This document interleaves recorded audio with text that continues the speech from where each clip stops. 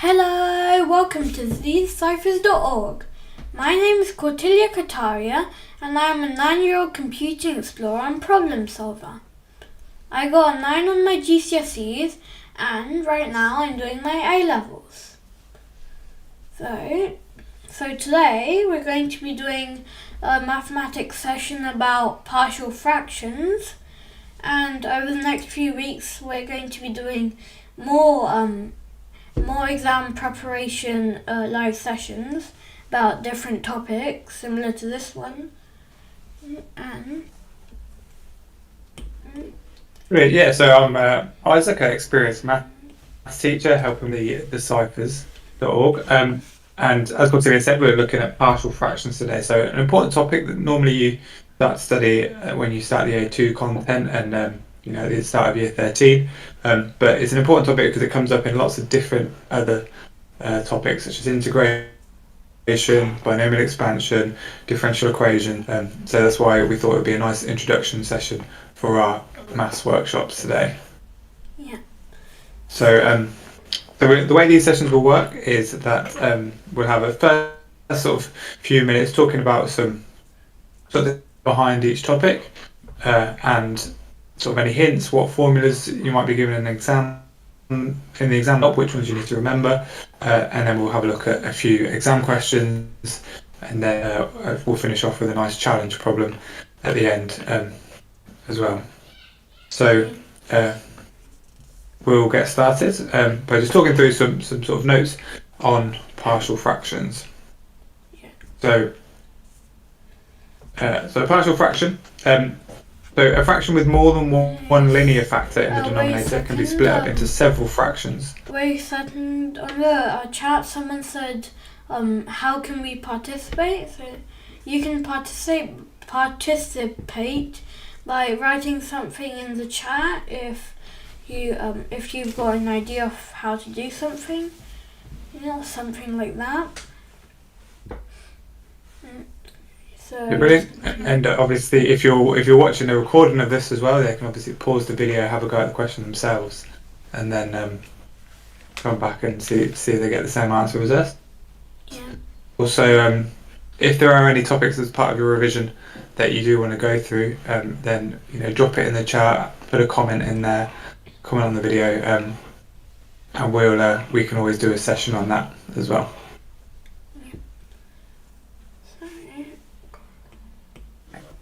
Okay, so a fraction with more than one linear factor in the denominator can be split up into several separate fractions, which are known as partial fractions. So for example, you can see we've got a fraction there, 6x squared plus 5x minus 2, all over x minus 1, 2x plus 1, and we can split that up into 3 different fractions, each with each of the linear factors on the denominator. And you see we've got constants a, b and c, which normally is the first part of an exam question is going to ask us to find those constants.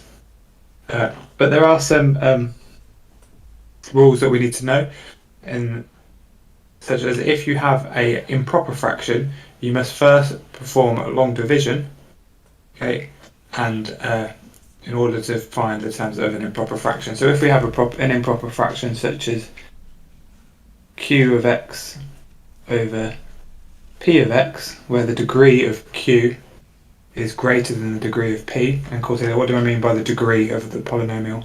It means the highest, basically the highest power if it's a polynomial. So for example, x squared plus 2x plus 1 would have a degree of 2 because it's the power of 2. Brilliant, yeah. So if we have an improper fraction, the degree on the numerator is greater than the degree on the denominator. So just like a top-heavy fraction, essentially, we can use the relationship that this can be written as some constant, or some other function, in fact, plus the remainder, so I'm going to just call that r of x, which is another function, divided by our original function. So we'd use long division to get that, and then we'll do an example just like that. Where we have an improper fraction. And if you have a proper fraction, then you proceed to our partial fraction method straight away. There are some cases that you have to look out for though. So you just want to make sure that we scroll down quickly onto the repeated linear fraction. Yeah, So they can see that. 1 second.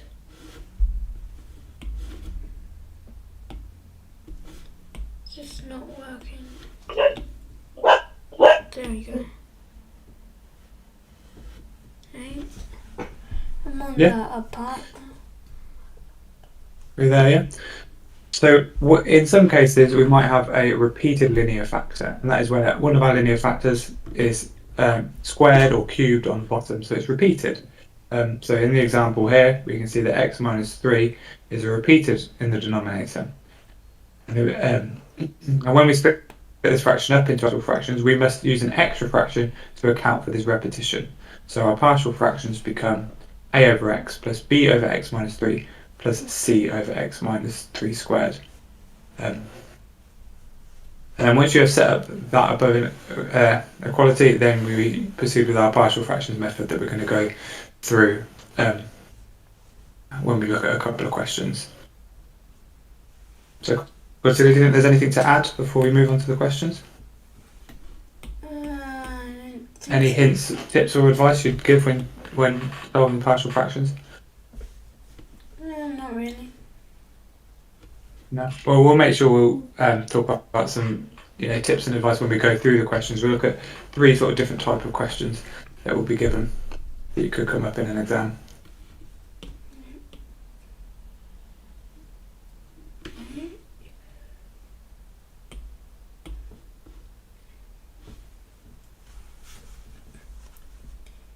If you have any questions at any point, just drop them in the chat.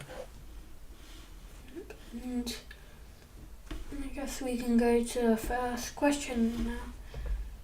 So, You get started then, Courtney. So it says that f of x is 4 minus 2x divided by 2x plus 1 times x plus 1 times x plus 3.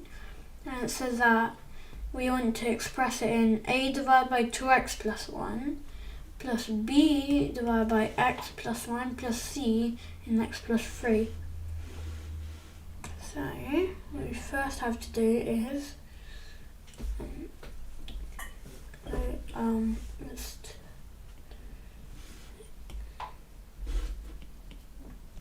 how partial fraction is.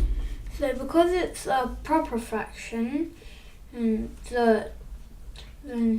we can just proceed to it straight away, and there's no repeated factors, so I guess we can just start and without long division or adding an extra factor, which actually says express it in that, so we're already sure we don't need any.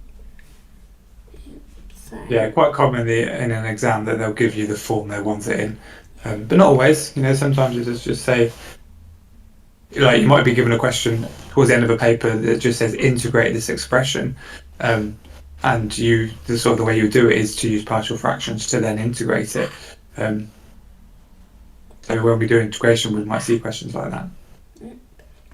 So what we can do is multiply it by multiply the first one by x plus 1 times x minus 3, and a second, so a times x, so it will become a times x plus 1, that's x plus 3, divided by 2x plus 1 times x plus 1 times x plus 3. And that is b times 2x plus 1 times x plus 3 divided by 2x plus 1 x plus 1 x plus 3 Brilliant. You put they're equal there, but do you mean they're equal? I meant plus that. Yeah. So essentially, what you do with the partial fraction question, as Cortelia's doing now, is add the right-hand side, the bit with the split of partial fractions, sort of put them together by adding together like you would normally with algebraic fractions. So the common denominator would be sorry, Siri's interrupting. The product of the common denominator is the product of each denominator is the common denominator. So that's what Cortelia's been doing. Yeah. So good stuff. Carry on. So we can also write c times x plus 1 times x plus times by 2x plus 1 divided by 2x plus 1 times x plus 1 times x plus 3 and that is 4 minus 2x divided by just that. Yeah. So you've just got three equivalent fractions now that are simplified down to the right hand side, but we know that's equivalent to the left hand side. So we can multiply by 2x plus 1 times x plus 1 times x plus 3 to get x plus 1 times x plus 3 times a plus b times 2x plus 1 times x plus 3 Excellent. and c times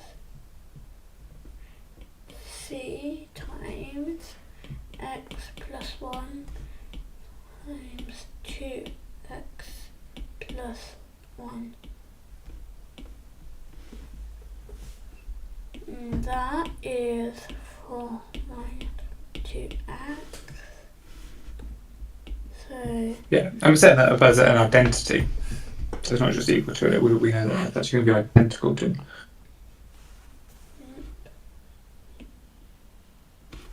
yeah, so for an identity you have to use just 3 lines instead of 1.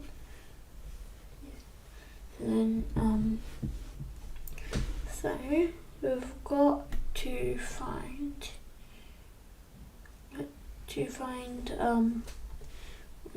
one factor which eliminates A and C or B and C or A and B, and there is one that eliminates A and C, and that's x plus 1. These two.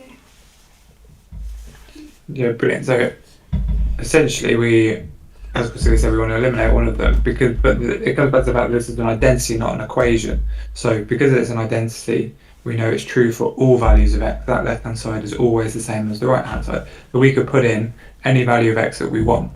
But we could be clever about the values of x that we want to find our unknowns a, b and c, and we can put values of x in such that it eliminates quite a lot of the equation. So what are we going to put in? First. We're going to put in minus 1 because that's what makes x plus 1 0. So that means that the a and c term go to 0, so it's just to be b times by minus 2 plus 1 times by, so minus 2 plus 1 is minus 1.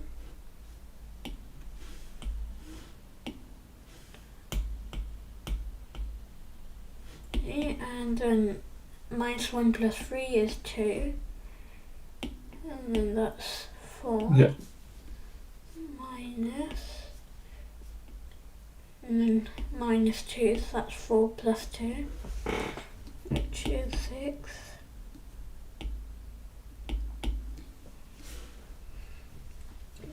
Minus 2b is 6, b is minus 3. Brilliant.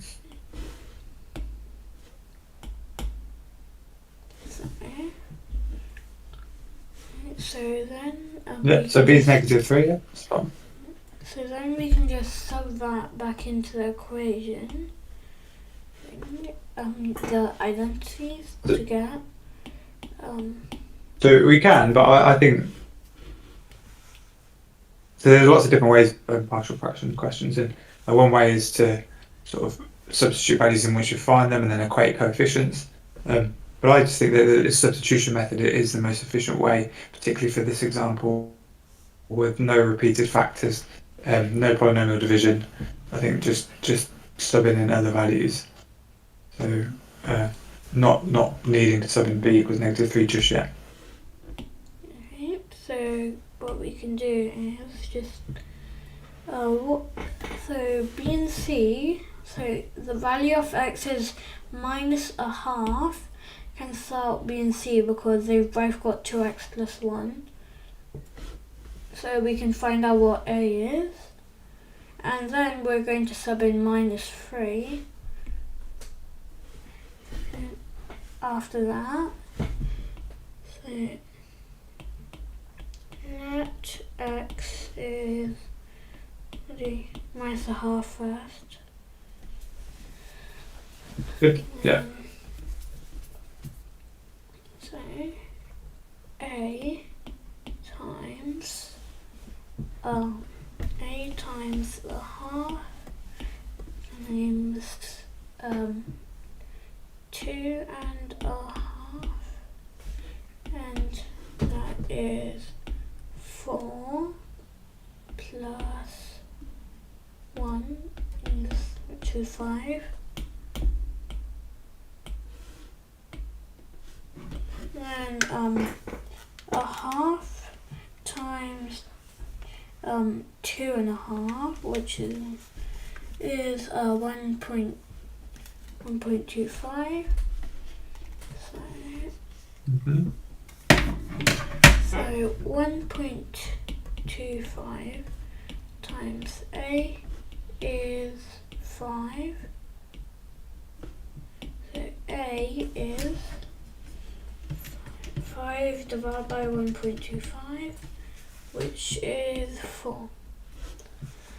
Yeah, I'd always sort of recommend using fractions where you can rather than decimals, especially top-heavy fractions rather than mixed numbers as well. Because you would have seen from there, if you used 5/2 rather than 2.5, that when you times them together, you get 5/4 equals 5.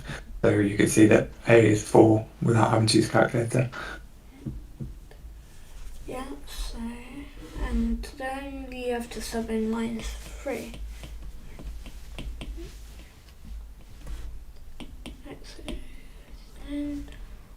And that leaves only the c term.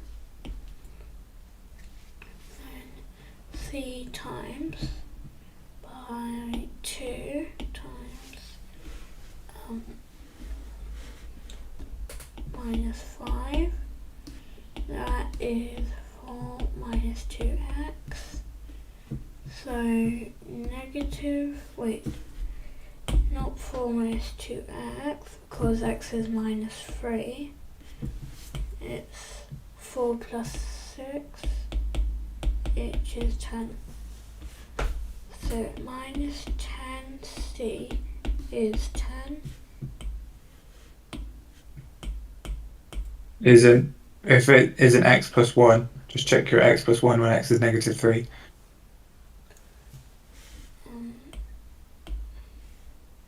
Oh yeah, then it'll be -2 times -5. So 10c is 10, c is 1.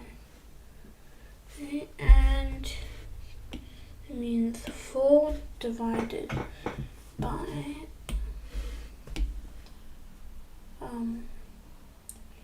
2x plus 1, and 4 into x plus 1 minus 3 divided by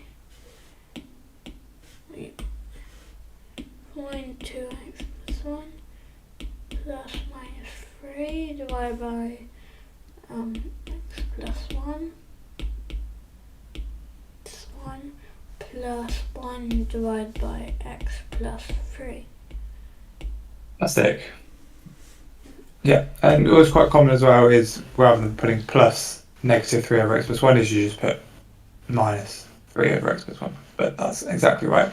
And that's just part A of an exam question. I think it was 4 marks. Yeah, so 4 marks from an exam question. And part B, she is an integration question. But obviously we're just concentrating on partial fractions today. So that's why we're just doing the part A. But yeah, just to show that partial fractions ties in with other topics a lot. So leads on to integration, differential equations, polynomial expansion, stuff like that. Yeah. Okay, shall we move on to question 2? Yeah, I think.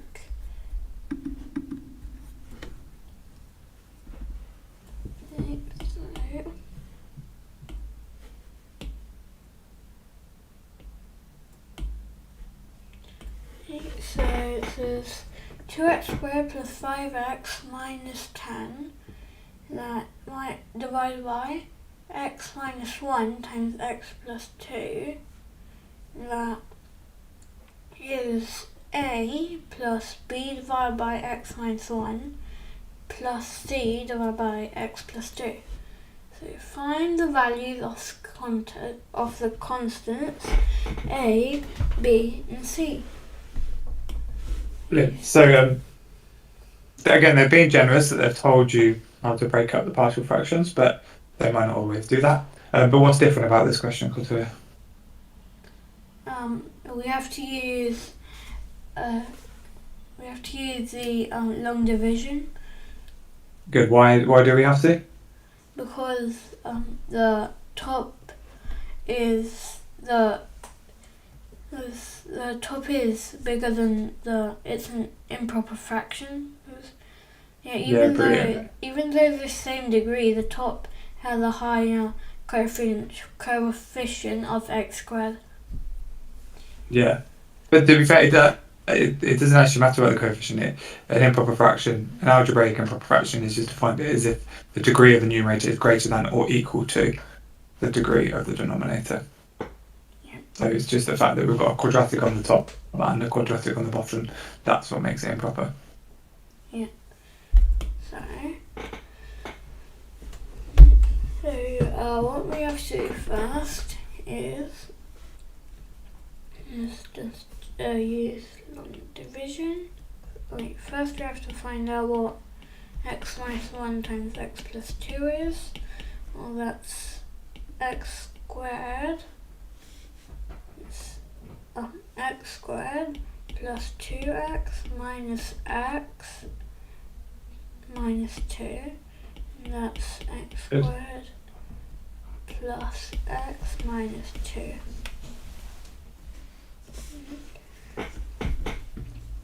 And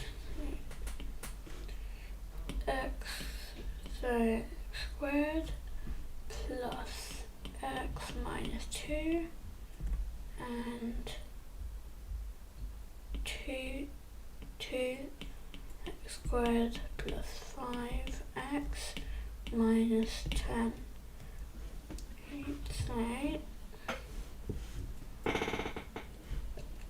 So what we have to do is 2x squared plus 5x minus 10.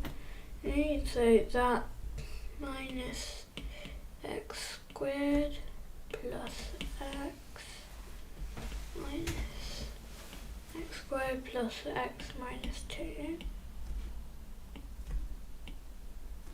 That minus that is x squared plus 4x minus 8.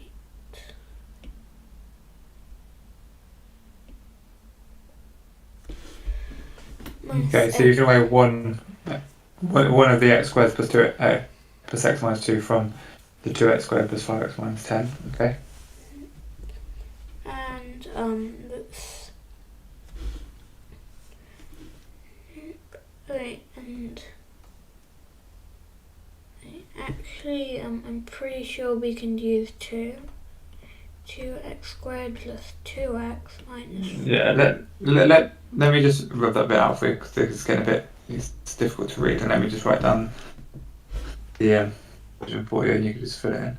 So x squared plus x minus 2 divided by 2x squared. That would divide into 2x squared plus 5x minus 10. Okay, so again, so 2 minus 2x squared plus 2x minus 4. Let's do that. And 2x squared minus 2x squared is 0. 5 minus 2 is 3x. And minus 10 minus 4 is minus 6. Good. So it's, and that was 2. Actually, where is it over here? Okay, and so it's 2 plus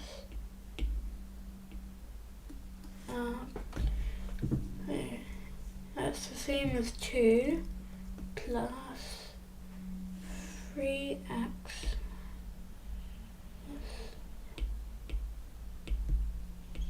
minus 6.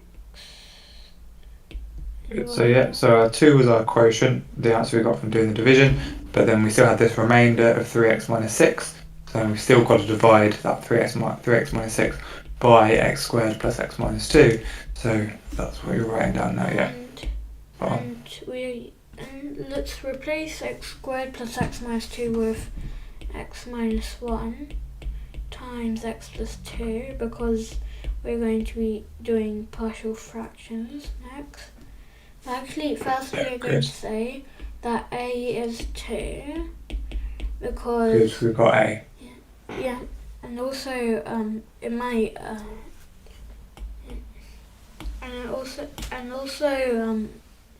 it'll probably make it a bit less messy when we do the partial fractions.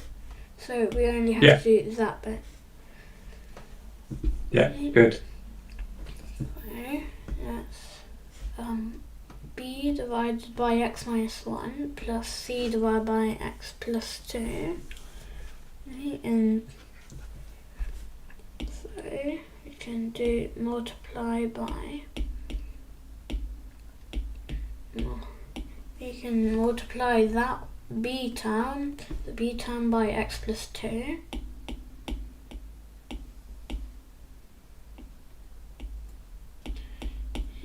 Yeah, so now the question's becoming similar to that other one, but a little bit simpler because we've actually only got 2 partial fractions rather than 3.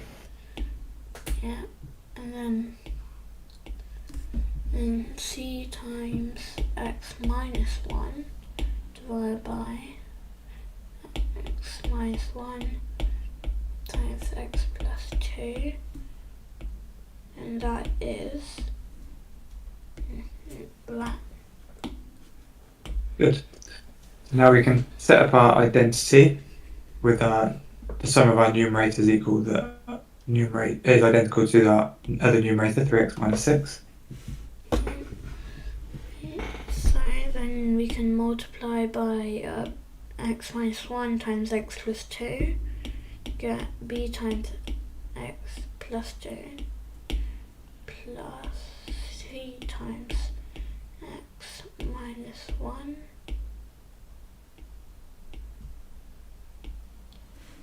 c times x minus 1, and then that is 3x minus 6. So let's sub in x is minus 2.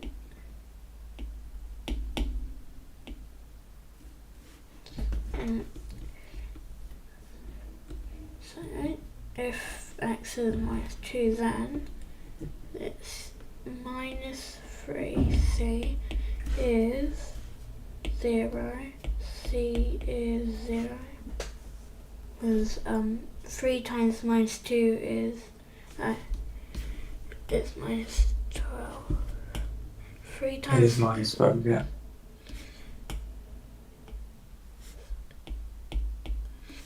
So c is actually 4. C is 4, good. And then x is 1. And 3b is 3b is equal to, and then 3 minus 6 is minus 3. B is minus 1. Brilliant. So value of A is 2, C is 4, and B is negative 1. Yep.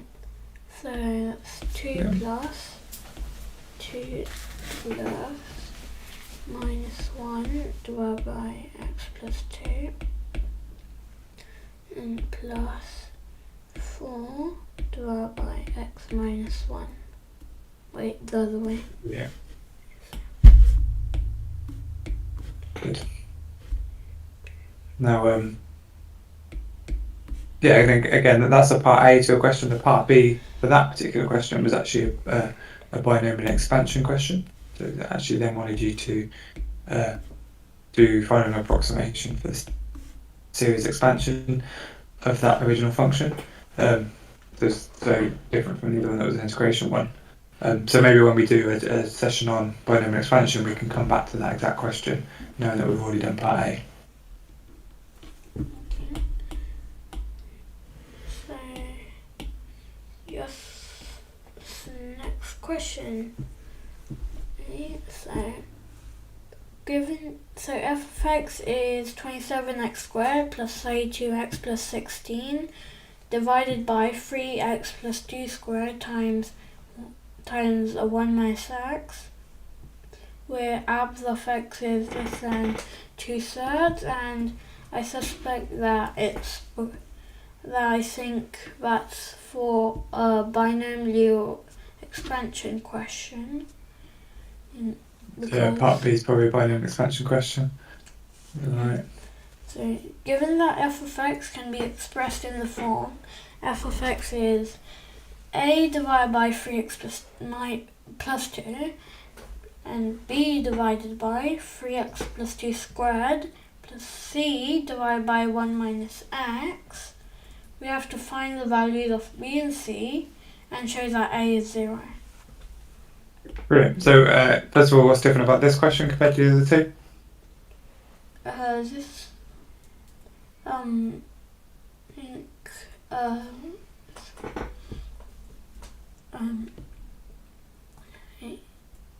it's got the repeated thingy.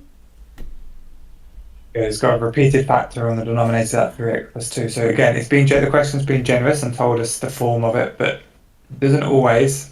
It's not guaranteed to give you the form that it has to be expressed in. It might just say write this in partial fractions. And with a repeated factor, you remember you need to include the repeated factor and also the singular of that repeated factor as well. So that's why we've got a over 3x plus 2, but also b over 3x plus 2 squared. Yeah. Apologies.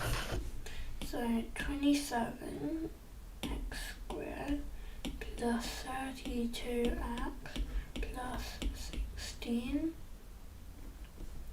divided by 3x plus 2 squared times 1 minus x, and root 2x.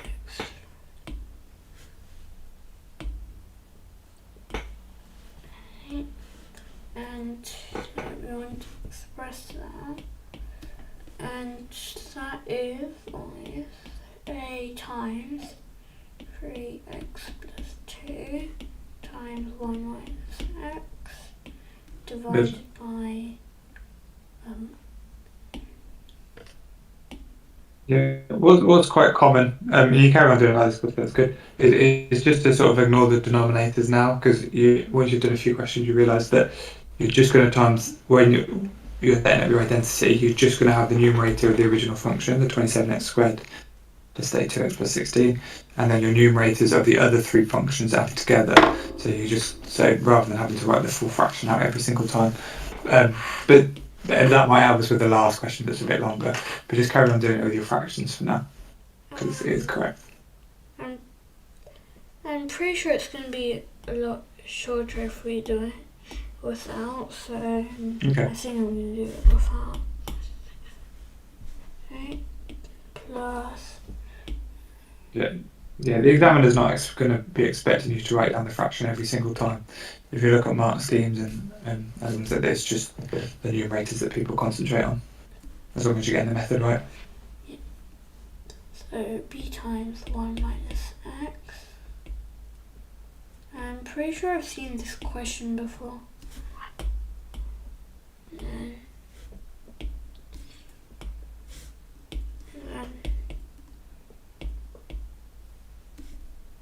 Okay, and then plus, that's the plus 9 identity sign.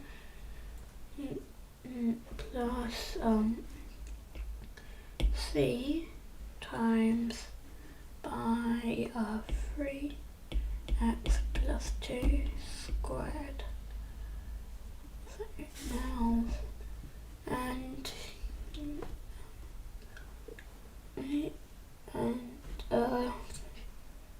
so we can sub in 1 minus x is in a and b, so we can sub in x is 1. Good. And 3x plus 2 times, squared. X is, it's actually 5 squared. 5 squared c, and that's 25c. Good, so when x equals 1, so yeah, I would always recommend just make a note of that you're making, so we're going to get 25c is identical to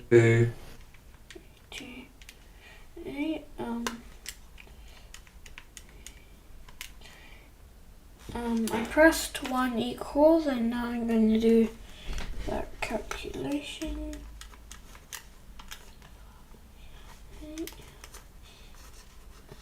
Plus 16. Okay, and it's 75. Good. So C. Yeah, so substitute the 1 into 27x squared plus 32x plus 16, you get 75, so C is 3. C is 3, excellent.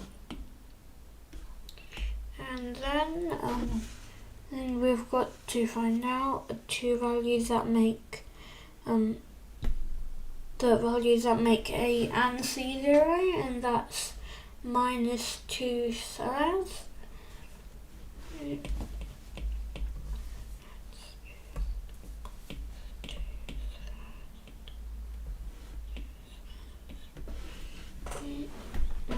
Good, so if you sub in x equals minus 2/3, we're eliminating the term with the A in it and the term with C in it.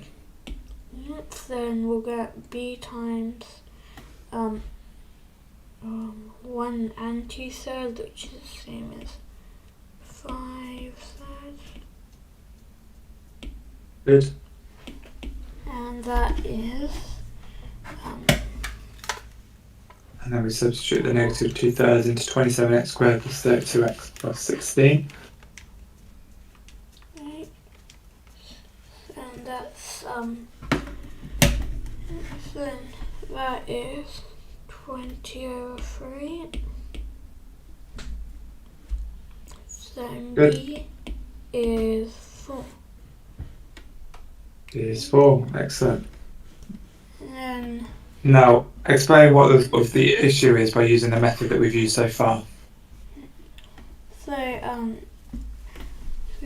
every single one of these makes A 0, but every single number makes all of them 0.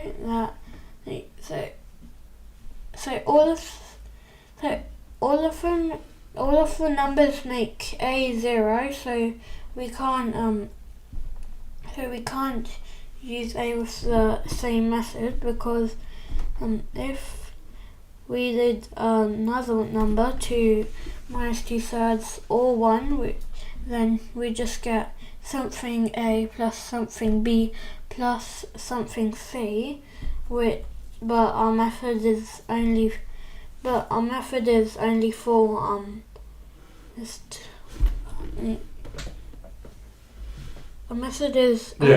choosing it smartly. Yeah, exactly. We could sub in. You're right. We could sub in any number, but we're clever and we sub in 1 and negative 2/3 because it eliminates terms to make it simple to solve. But the problem is we've run out of numbers to sub in. We've subbed in 1. We've subbed in negative 2/3 to eliminate brackets, but we've run out of things to do. So there are different ways we can then approach this. So one way is to do what, Cordelia? Is to just sub in a random value. Just, for example, x is 0. I do x is 0 most of the time. Yeah, x is 0 is a good one to do. So then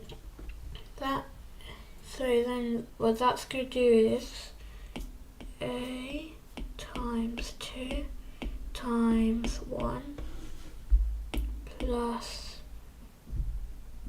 b times 1. Wait, we already know what b is, 4. Good. So 4 times 1 plus 3 times 9. And that equals 16. Would it be why 9? Where does 9 come from? Because if we do 3x plus 2 squared and sub in c is 3, c is 0, x is 0, then we get 4, not 9. 4, yeah, 2 squared. So then 2a plus 4 plus 12, that's 2a plus 16 is 16. Good, 2a plus 16 is 16. Then a is 0. Good, so a has to be 0, brilliant, we've shown that. So that's a really good way of doing it. If you just scroll down a tiny bit, I'm just going to quickly explain a slightly different way of doing it from this step. So I prefer the way you've done it and substituting x equals 0 in. I think that's a really efficient way of doing it. And way of doing it is in our identity and just equating coefficients. So if we equate coefficients for x squared, we can see that we're going to get negative 3a, because we're going to get 3x times negative x to get negative 3x squared. So our times a gives negative 3ax squared. Our b term doesn't have an x squared term because it's just b times a linear factor.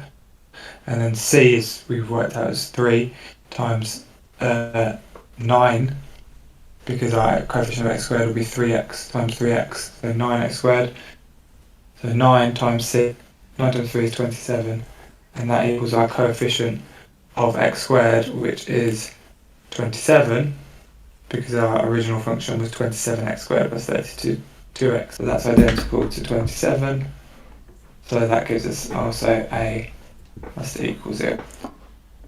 So a slightly different way of doing it in coefficients. And you could do it with x squared, you could do it with the constants. If you did it with the constants rather than x squared, you'd basically be subbing in x equals 0, which is what Cordelia did. So you can use whichever method you prefer.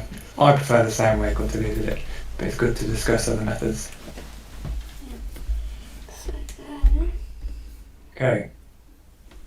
So we're going to finish off with a challenge question.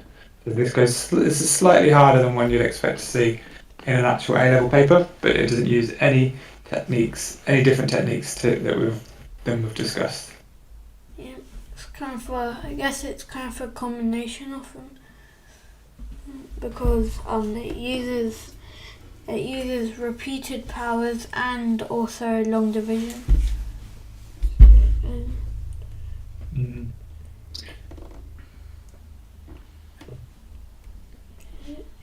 So,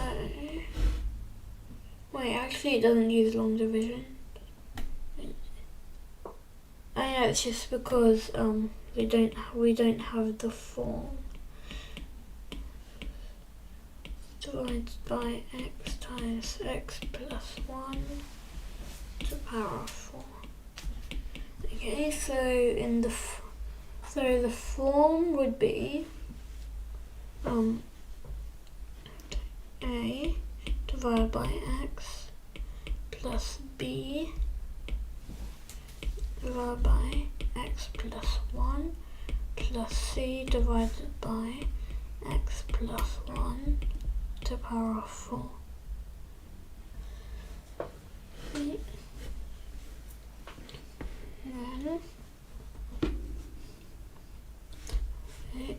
then what we need to do is just and 2x plus 1 squared, that is a times x plus 1 to the power of 4 plus b times x plus 1 cubed times x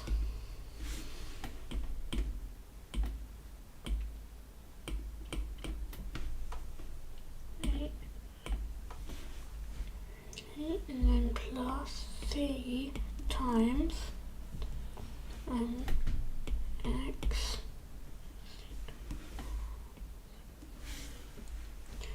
and then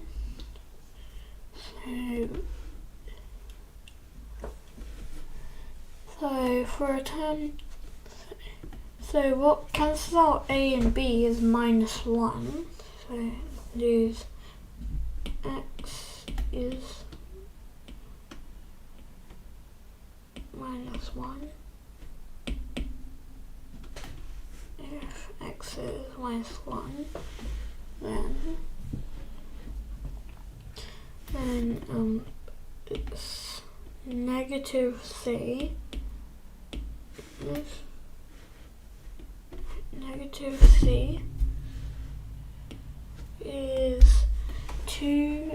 is negative 2 plus 1, that's negative 1. Negative 1 squared is 1.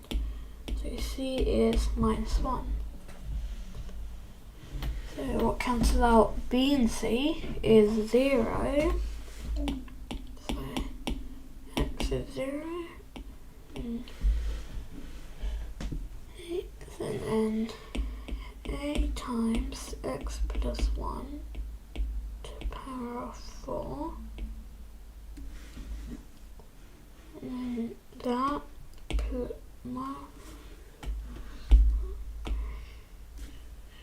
that is wait, x is 0, so it's just a.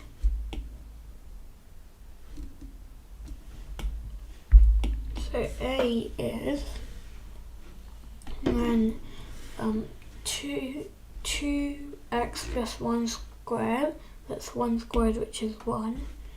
So a is 1.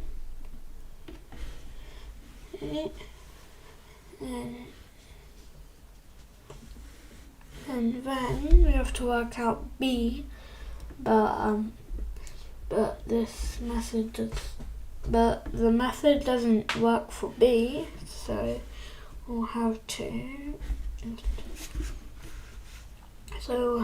sub in x is 0 again. Wait, no, because I'll. Well, you've already subbed in x is 0. So let's just do.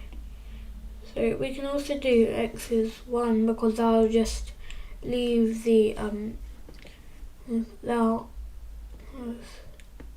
Yeah, that's also into.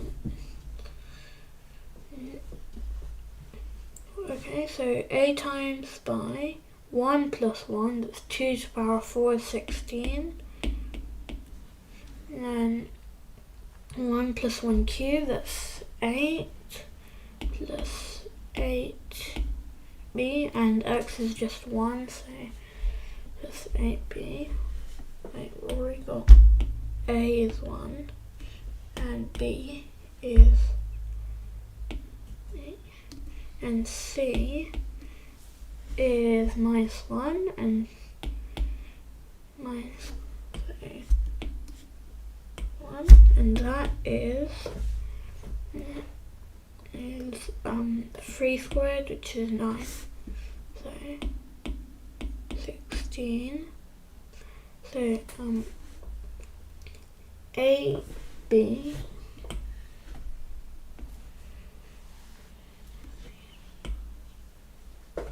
so 8b plus 6 equals 0.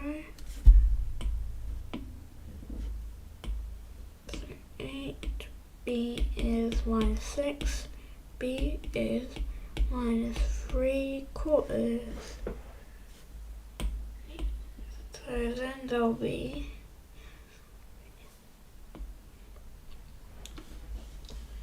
then that would be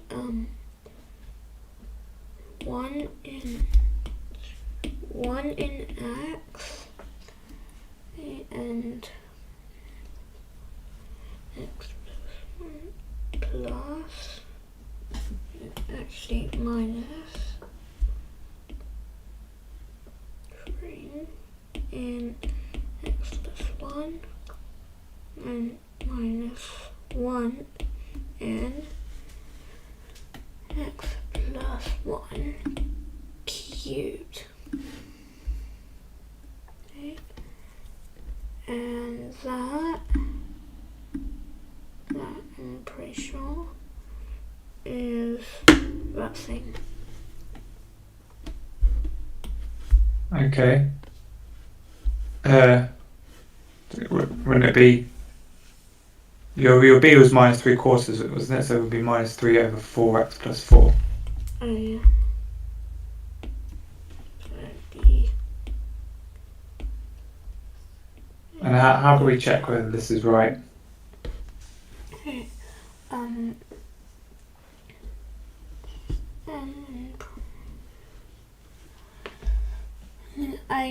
I think we can just sub in a value for x.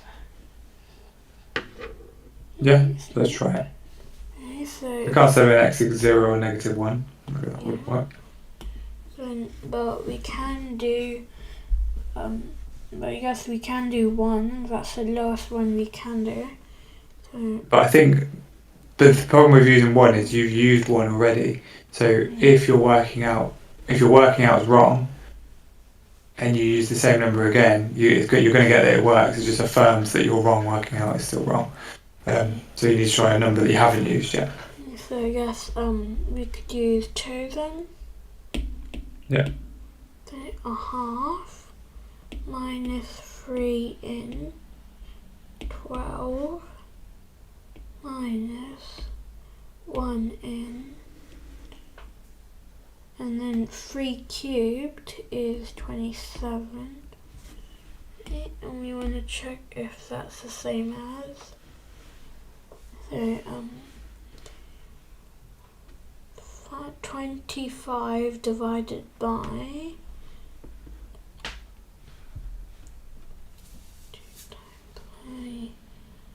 3, 27 times by 27 divided by 162.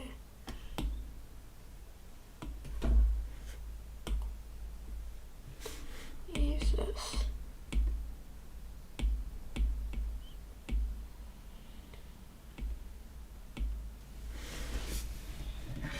yes, that's 27 divided by 162.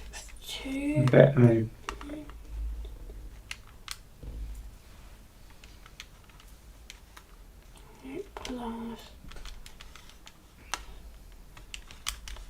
So I guess that's not equal to it.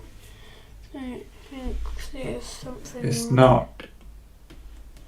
So we have done something wrong. Okay. And I wanted you to carry on because I think it's important that you get your work out to see where you've gone wrong. But the mistake was made quite early on in the partial fractions. So when you have a repeated factor, you don't just need to include the linear factor that's repeated. Because you could have other factors as well, other fractions. So yes, you also need So to include that you that would have square. if you had to do it this way, you'd have to do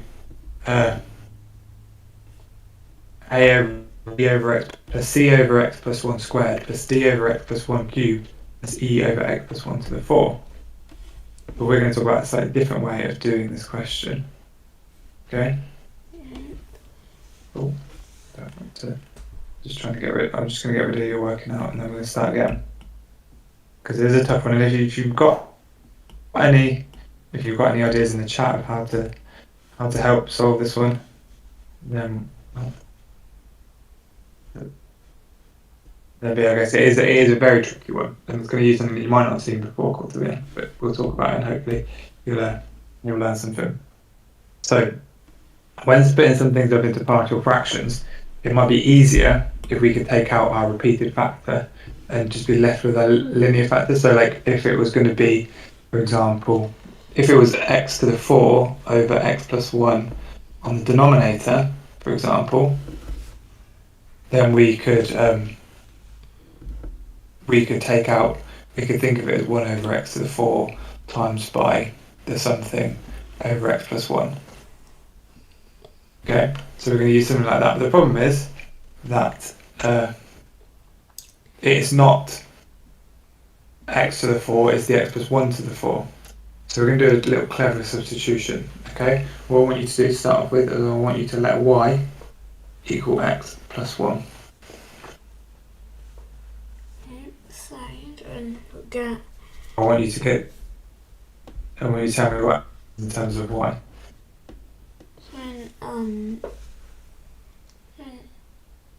Y. So that means that x is y minus 1. So 2y.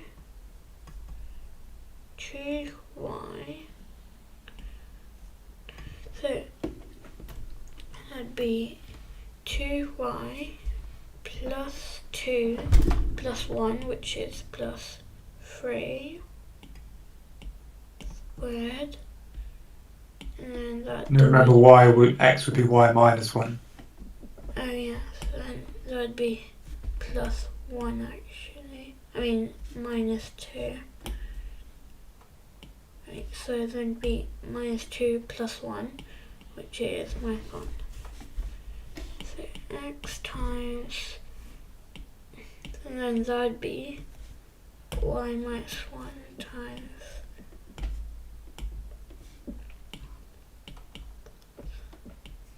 that. Okay. Then that is 1 divided by y to the power of 4 times 2y minus 1 squared divided by y minus 1.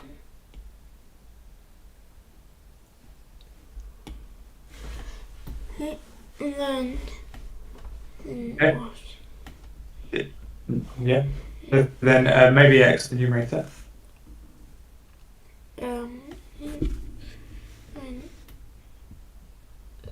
And that is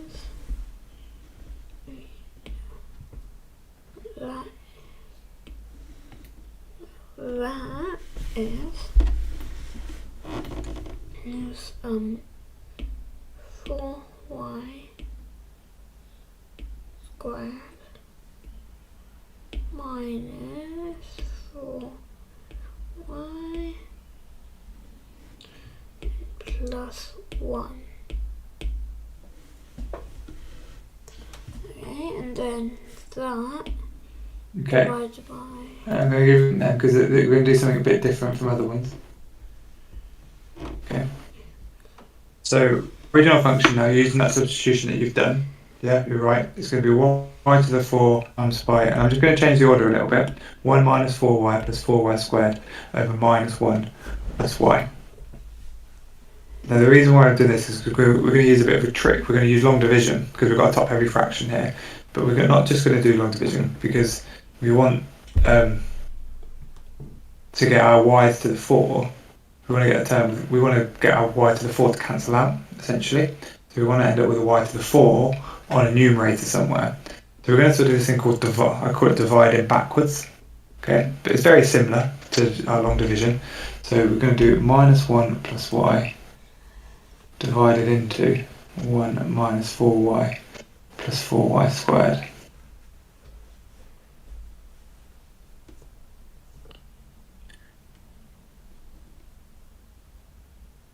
Okay, and I want you to go through the same steps, and you'll see why.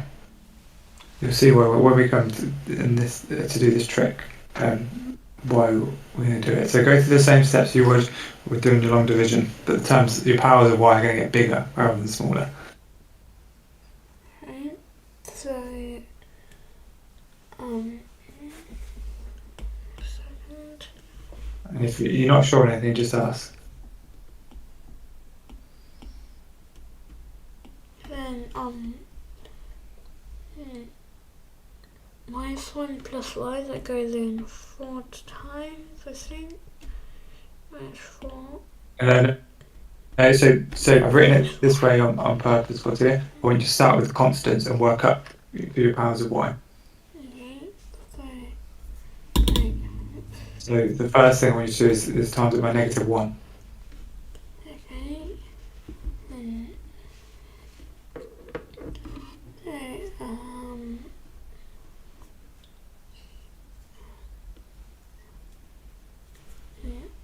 Times what by negative 1? The times your minus 1 plus y by minus 1, so that you've got a 1. I'll start you off. So if I just change colour. So if I change to purple. So if I put, so I'm going to times by negative 1. So then we have 1 take away y there. Okay, and then we'll do the subtraction. Minus 4y take away y, take away negative y. And then, yes. And then I guess that would be, yes, it's minus 3y. Yeah. And, multiply it by, 3y, yeah. Plus 4. So then we multiply by 3y. We then do this by 3y. So to get it. Yeah, that's right. Good. And then minus 3y. Minus 3y squared. That's going to be 0. And 7. No, so this should be plus 3y squared. You've done 3y times 3y. So when you take away... Yeah, so Yeah. then that would be just y squared in the end. So, yes, that's minus 1 plus 3y. Yeah, no, okay, I want you to keep going. I don't want you to stop. That's not your remainder. I just want you to keep going. Okay. Minus 1 plus y goes into this y squared negative y squared times. Good.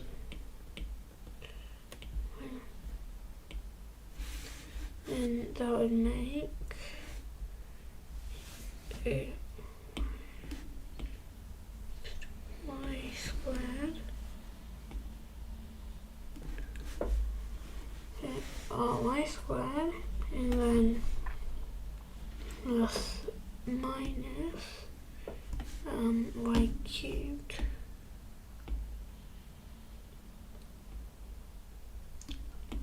And that'd be,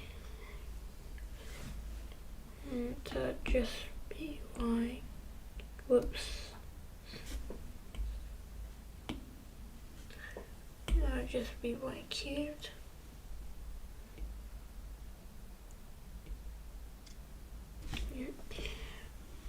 And then do it one more time. Okay, so then let's multiply by negative y cubed.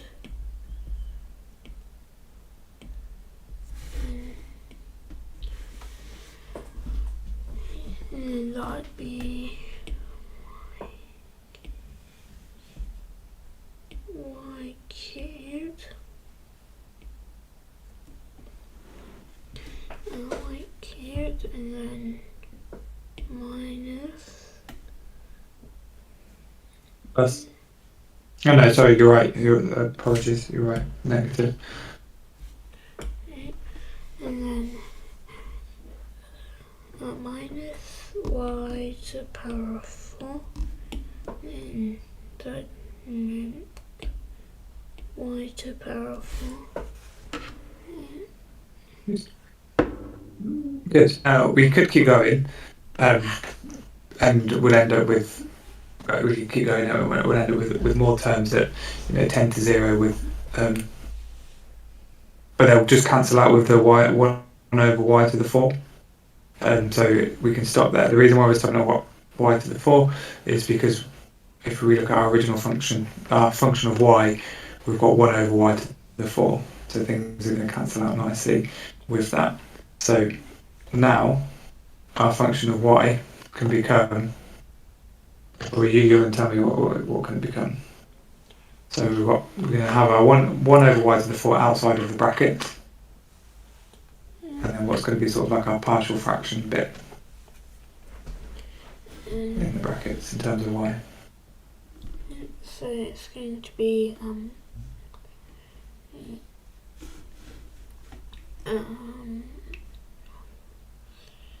to be y to the power of 4 divided by minus 1 plus y.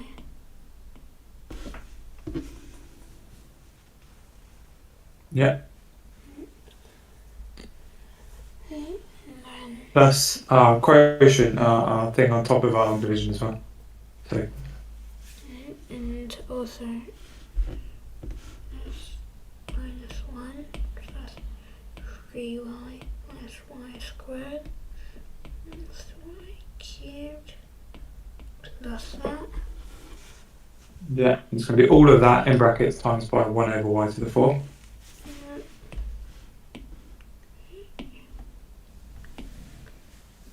So yeah, I'm just going to write that out just so we can see each term. 1 over y to the 4.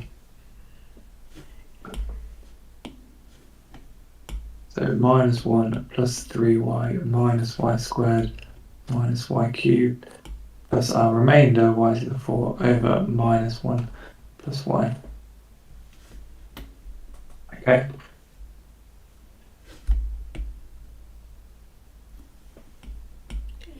Now what we need to do is expand those brackets.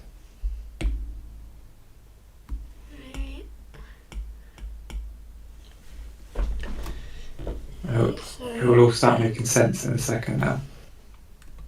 Then it will Why become we do it this way.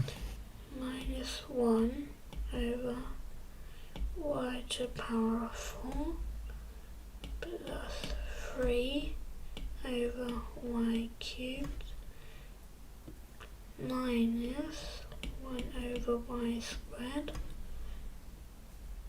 minus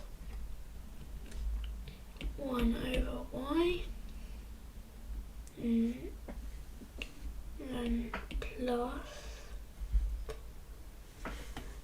and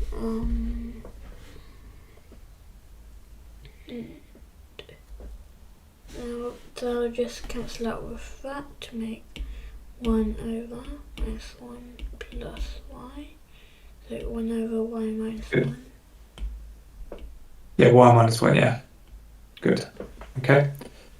Now, why do you think we've done all of this? What do you think?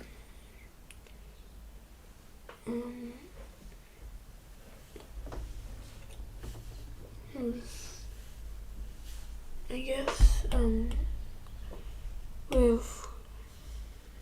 I guess we've got the all the factor thingies for the so we've got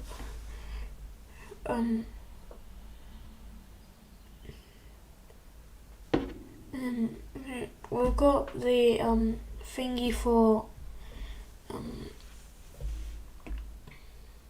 we've got a factor for x plus 1 to the power of 3 and 2 and 1 and 4.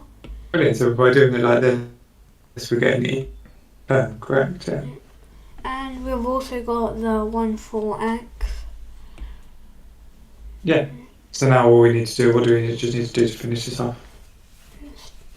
We just need to convert back to x, so minus 1 in x plus 1 power of 4 plus 3 in x plus 1 cubed minus 1 in x plus 1 squared minus 1 in x plus 1 plus 1 in x.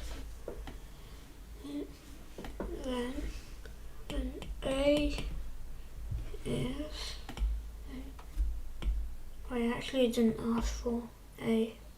No, it just asks for it in partial fractions. So it's one of those questions where it doesn't give you the form it wants it in, which is what caught you out the first time, wasn't it? Because you didn't include x plus 1 squared and x plus 1 cubed. But by thinking about taking out a factor to the repeated factor, making that just a single term rather than a whole linear expression, so changing x plus 1 to y, and taking out that, and doing this idea of sort of dividing backwards to get back to our highest power, meaning that we can then, it's just a nice trick of separating it into individual fractions, and then we can then substitute everything back in. So an interesting question, but very different from other partial fraction questions we saw, which is why I wanted to set it for you as a challenge at the end. And hopefully the people watching find it interesting and challenging too. So we'll finish up there, yeah? Yeah. 7:40, I guess. Just 10 minutes late, not too much. Thanks for watching, viewers.